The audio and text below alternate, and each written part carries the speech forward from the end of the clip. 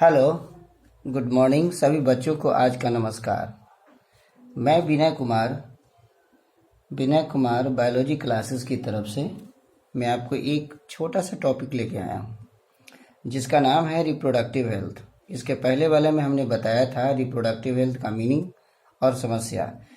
इस वीडियो में हम स्ट्रेटजी के बारे में अध्ययन करेंगे। स्ट्रेटजी का मतलब होता है कि सरकार ने क्या क्या कदम उठाए समस्या से निपटने के लिए। हमारे देश में जो रिप्रोडक्टिव हेल्थ की स्थिति है उसमें सुधार लाने के लिए हमारे देश की सरकार ने क्या क्या कदम उठाए हैं इसके बारे में हम अध्ययन करेंगे। तो सबसे पहले हम पॉइंट पर आते हैं कि सबसे पहले जो स्टार्ट किया गया वो 19 family planning programme.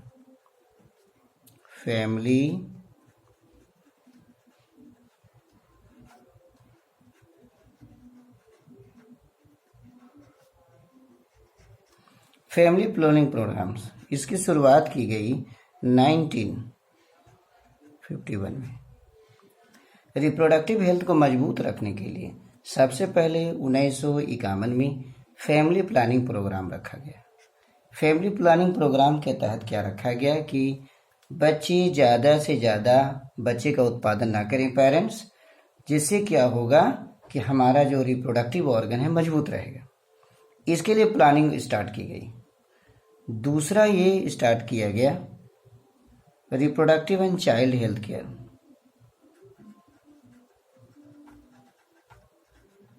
Reproductive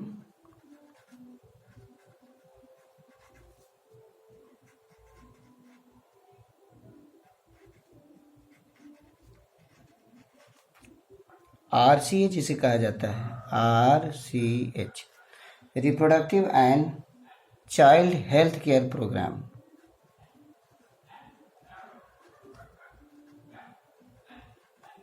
reproductive and child health care program इसकी जो शुरुआत की गई थी वो 1997 में। इसका पर्पस क्या था? For which purpose it was started. तो इसमें कुछ बातें हैं जिसको ध्यान में रखना बहुत ज़रूरी है। पहला है creating awareness among the people. Creating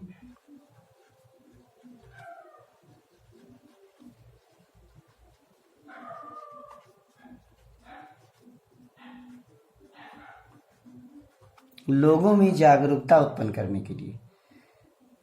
किससे संबंधित? एम्स क्या है? By various reproductive related aspects.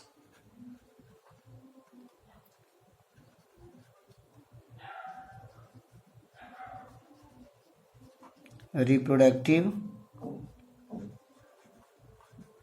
Related aspects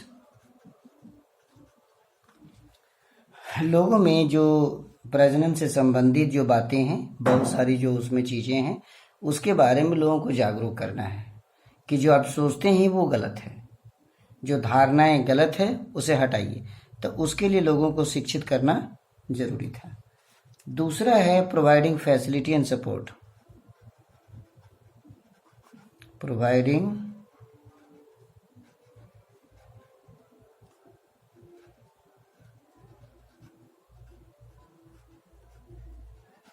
providing facility and support किनको करना है, कैले करना है? फॉर बिल्डिंग अप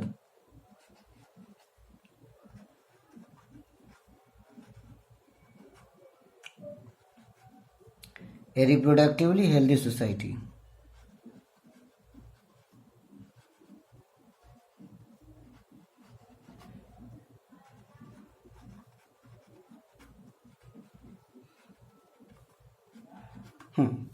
एक समाज प्रजनन से संबंधित हेल्दी रहे, इसके लिए व्यवस्था उत्पन्न करना, उसको सहयोग करना, उसको फैसिलिटी देना, उसको सहारा देना। तो इस प्रकार RCM का एक और है, RCH का है। तीसरा इसमें मुद्दा है, थर्ड है, ये तो B का हो गया। अब C में हम देखते हैं तो RCH जो reproductive and child health care program है, इसके तहत दो बातें रखी गई कि रिप्रोडक्टिवली रिलेटेड एस्पेक्ट जो है, इससे लोगों में जागरूकता उत्पन्न करना, लोगों को बताना कि सही क्या गलत क्या है। इसके अलावा रिप्रोडक्टिवली हेल्दी सोसाइटी बनाने के लिए, उसको बिल्डअप करने के लिए, उसको व्यवस्था करना, सुविधाएं मुहैया कराना। तीसरी बात यह है creating awareness among the people, print media के माध्यम से। आपके पास बहुत सारे मीडियम हैं, audio visual,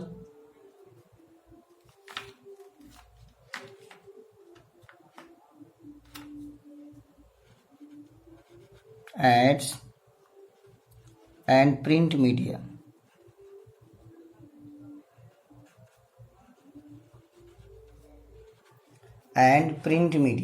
audio visual aids and print media. तो ये दोनों के माध्यम से हमारे जो गवर्नमेंटल और नॉन गवर्नमेंटल एजेंसी है, governmental plus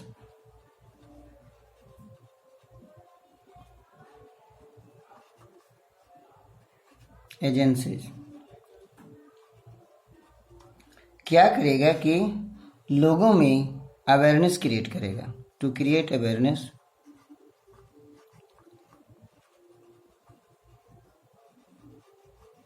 among people।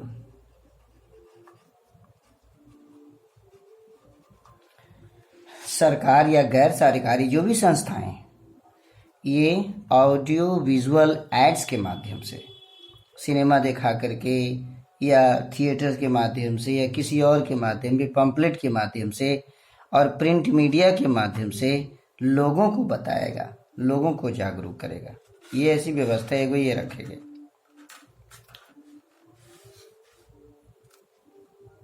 Number D, proper information दिया जाएगा।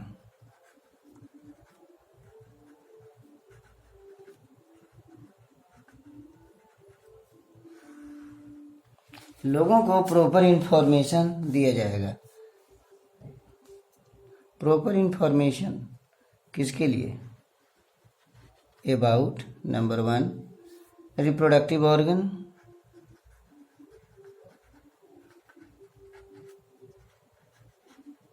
Number 1, number 2 adolescence,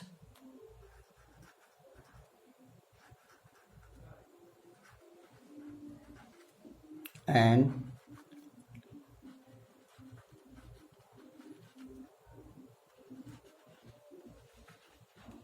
related changes,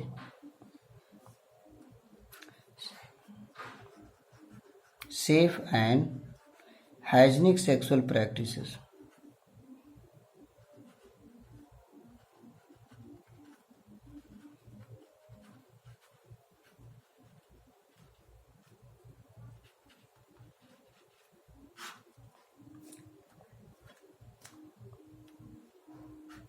sexually transmitted diseases,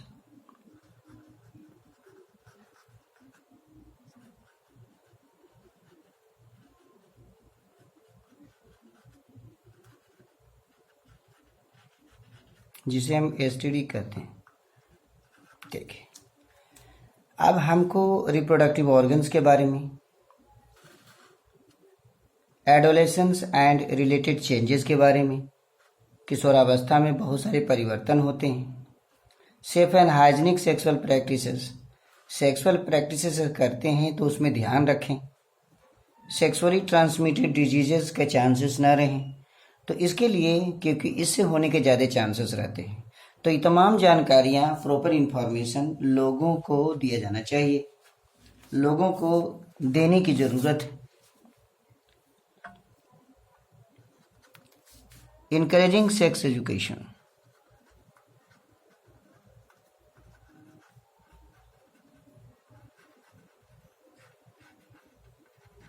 sex education को बढ़ावा देना, किसमें? In school. स्कूल में बच्चों को सेक्स एजुकेशन के बारे में हम पढ़ाएंगे, जिससे क्या होगा कि to give right information, right, हम क्या करेंगे कि बच्चों को सही इंफॉर्मेशन देंगे, यंग बच्चे को, to give right information to the young mind. जो नए नए बच्चे हैं वो जानेंगे और उनको अलग रखेंगे। And try to save from myth and misconception।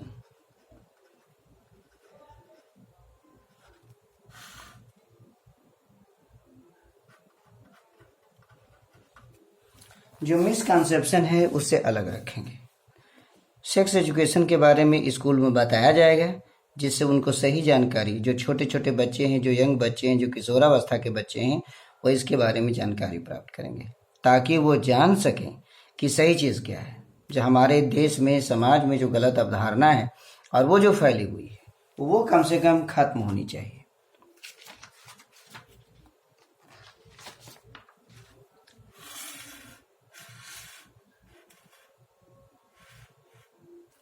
अब आज EF, educating people.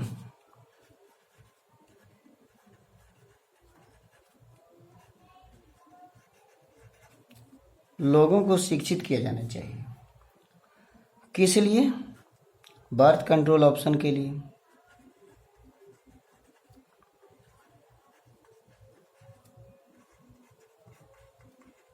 Number 2, care for pregnant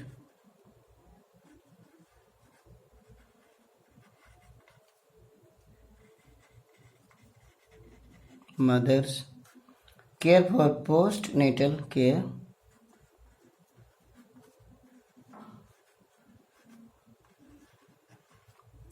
postnatal care of mother,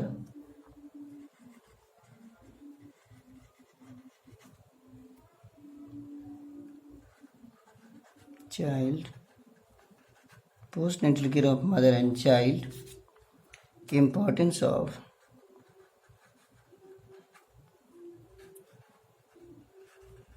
breast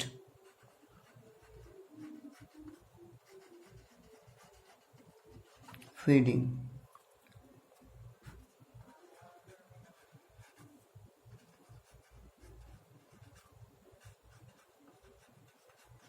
equal opportunity for male and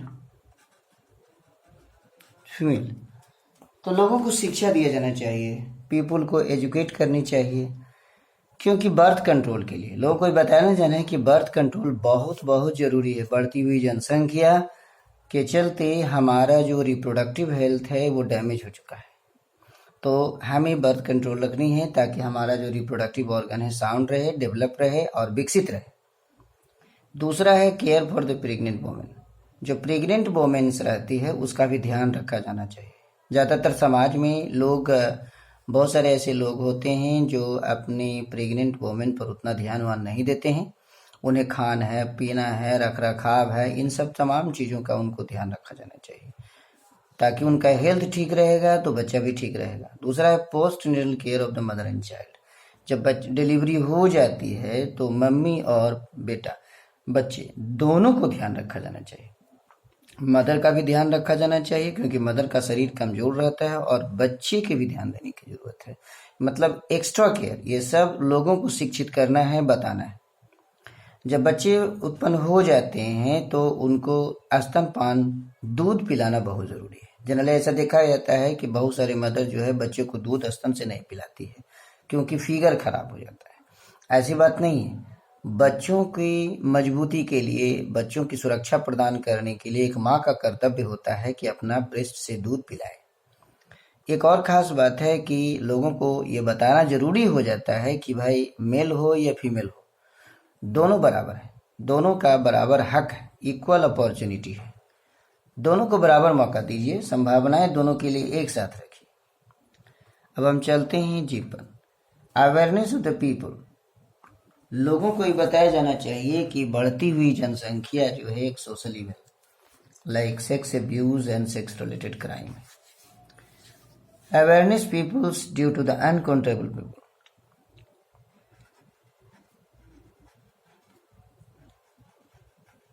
Awareness of problem, ये भी जानना जरूरी है कि इससे कितना बड़ा जनसंख्या हो गया। अवेयरनेस ऑफ प्रॉब्लम के बारे में उनको जागरूकता करनी है, उनको बताना है, समझाना है कि बढ़ती हुई बेतहाशा ड्यू टू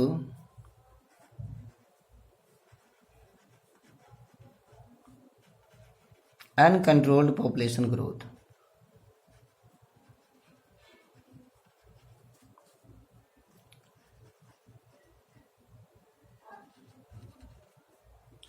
बेतहाशा जो जनसंख्या बढ़ रही है और उसके कारण जो परेशानी आ रही है, उस परेशानी के बारे में भी लोगों को शिक्षित करना है, जागरूक करना है। एक और खास बात है, एच में देखिएगा कि अमीनो सिंथेसिस एक प्रक्रिया है। अमीनो सिंथेसिस,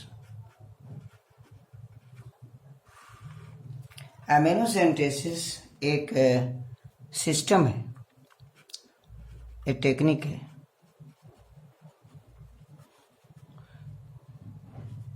एक टेक्निक है टू डिटरमाइन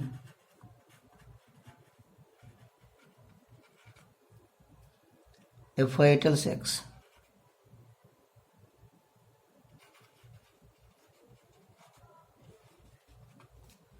ये एक ऐसी व्यवस्था है जिसके माध्यम से हम जो पेट में पल रहे बच्चे होते हैं उनके सेक्स के बारे में जानकारी करते हैं, प्राप्त करते हैं। यानी help in determination of sex, help in sex determination.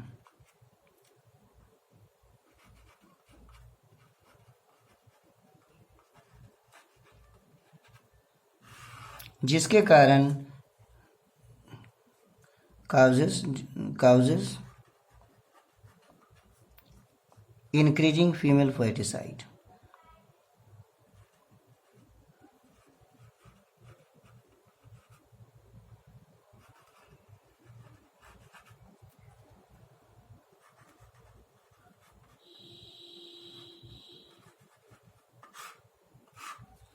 Amino synthesis के चलते लोगों को ये जानकारी हो गई कि पेट में जो बच्चे पल रहे हैं वो मेल है या फीमेल है। जब फीमेल होते थे तो उसको मार दिया जाता था, जिसके कारण क्या हुआ कि फीमेल फर्टिसाइड जो होने की संख्या बढ़ने चली गई। बढ़ने के कारण सरकार ने क्या किया कि ये गलत है, इसलिए इस पर लीगली बैन कर दिया गया है। It was banned legally, it was legally band. Now it is legally banned। इस प्रकार अमीनो सिंथेसिस के माध्यम से जो गलत काम किए जाने लगे, जिसके कारण बच्चियों की हत्या होने लगी, इसको तत्काल बंद कर दिया गया, इसको ख़त्म कर दिया गया कि अब कोई भी इस तरह की प्रक्रिया नहीं करेगा।